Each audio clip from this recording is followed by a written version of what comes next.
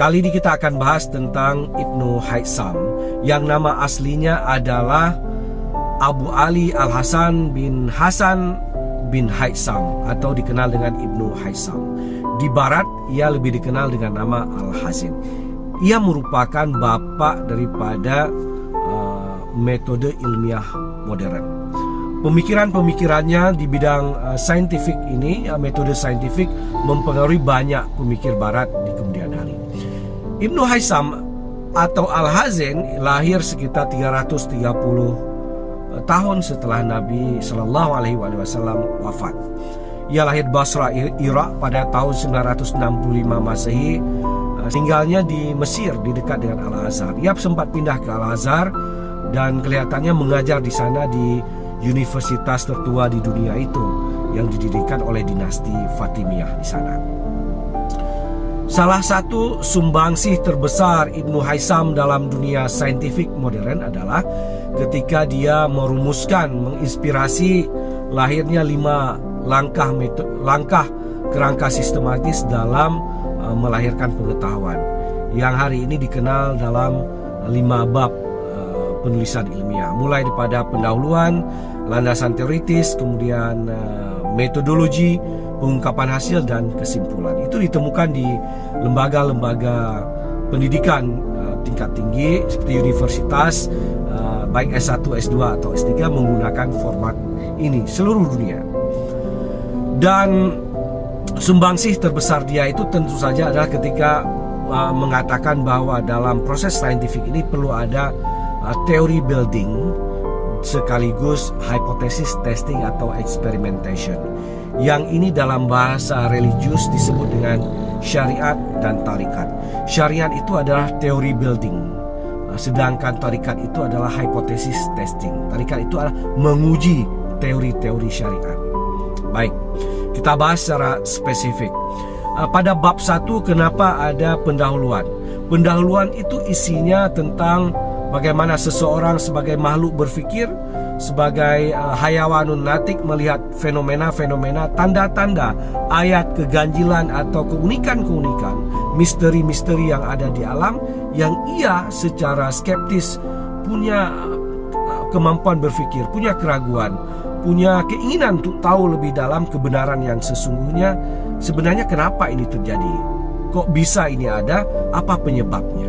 Jadi ada sesuatu yang gaib, yang belum diketahui, yang ada di belakang itu, yang seseorang ingin tahu kebenarannya apa. Karena manusia ingin memperoleh kebenaran, pengetahuan. Dia ingin hidup bahagia dan tenang ketika sesuatu diperoleh jawaban terhadap pertanyaan-pertanyaan dalam hidupnya. Karena itulah manusia secara alamiah adalah makhluk peneliti atau ingin tahu kebenaran.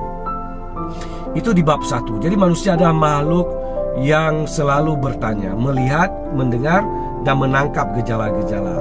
Sebagaimana disebutkan dalam Al-Quran, afala tubsirun, afala tasmaun, apakah engkau tidak melihat, tidak mendengar. Jadi kita punya kemampuan indrawi untuk menangkap berbagai hal yang muncul di tengah alam ataupun masyarakat. Baru kemudian untuk menemukan jawaban itu secara ilmiah dirumuskan untuk dibawa pada bab 2. Di bab 2 itu segala fenomena ini harus dikonsepsikan dulu. Manusia punya kemampuan untuk memberikan nama-nama, mengkonsepsikan, menteorisasikan atau mendefinisikan, membangun pemahaman-pemahaman awal tentang apa yang ia lihat, dengar, dan rasakan. Inilah yang disebut dengan landasan teoritis. Boleh jadi ia menggunakan kekuatan filosofis akalnya, karena dalam Al-Quran juga disebutkan afala ta'qilun atau afala tatafakkarun. Jadi manusia punya kemampuan untuk melogikakan, ya, untuk memahami segala sesuatu itu lewat konsep-konsep yang ia bangun sendiri ataupun lewat konsep-konsep yang sudah dibangun oleh orang lain. Kalau konsep-konsep ini disebut dengan syariat. Syariat adalah dalil-dalil, hukum-hukum, teori-teori, ayat-ayat atau hadis-hadis yang sudah tersedia, ataupun fatwa-fatwa yang dibangun sendiri untuk memahami sesuatu. Sehingga variabel-variabel yang ingin diselidiki itu bisa didefinisikan secara jelas, yang kemudian di ujungnya itu tegaskan kembali dalam sebuah hipotesis. Hipotesis itu adalah dugaan, kepercayaan, keyakinan. Misalnya Tuhan itu ada, Allah itu ada. Itu hipotesis sebenarnya, kepercayaan. Rukun iman itu hipotesis karena diduga ada. Sementara tidak pernah dia lihat, tidak pernah dia rasakan langsung, tidak pernah ia temukan secara langsung, tidak pernah dibuktikan wujudnya secara hakiki, secara langsung. Itulah syariat, dalil, teori ataupun hipotesis bahwa sesuatu ada.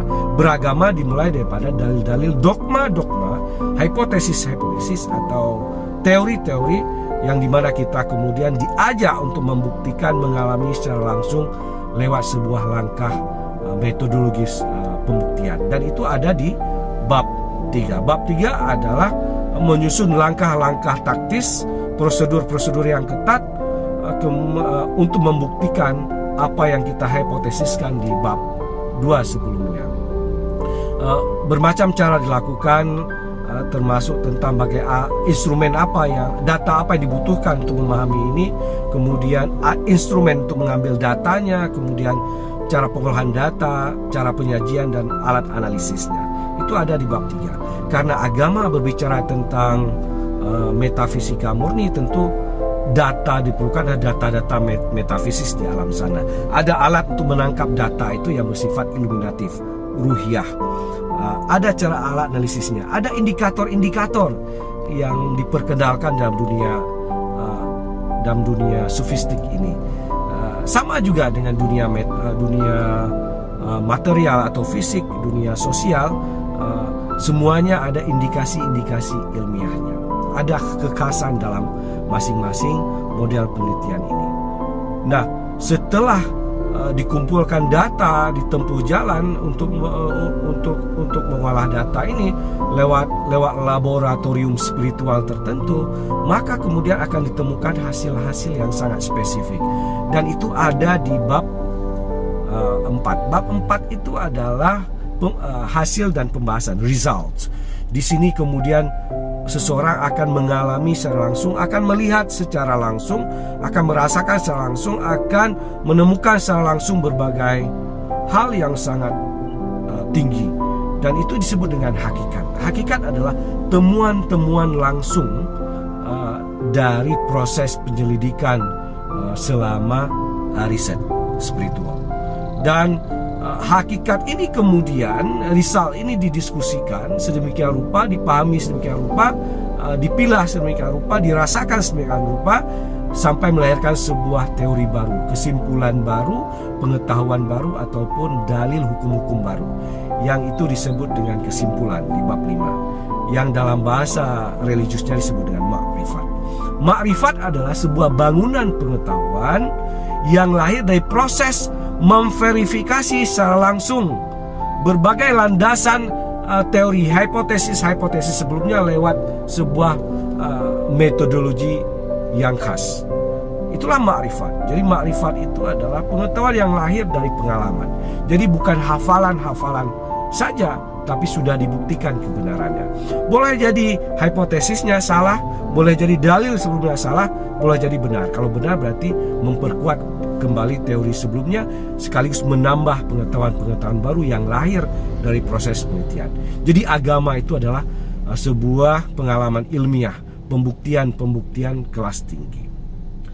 Jadi 5 langkah ilmiah yang diperkenalkan oleh Al-Hazin ini sebenarnya mereplika hadis Nabi, yang beliau mengatakan bahwa asy-syari'atu aqwali wat tariqatu af'ali wal haqiqatu hali wal ma'rifatu ra'su mali. Jadi syariat itu perkataanku, teori-teori, dalil-dalil, hukum-hukum, sedangkan tarikat itu perbuatanku, cara aku menguji itu semua lewat sebuah proses experimentation.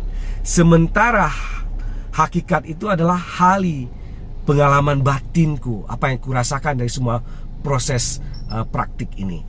Sedangkan makrifat itu adalah raksu mali, perbendaharaan hartaku. Jadi kesimpulan pengetahuan-pengetahuan yang kuperoleh dari proses A sampai Z tadi.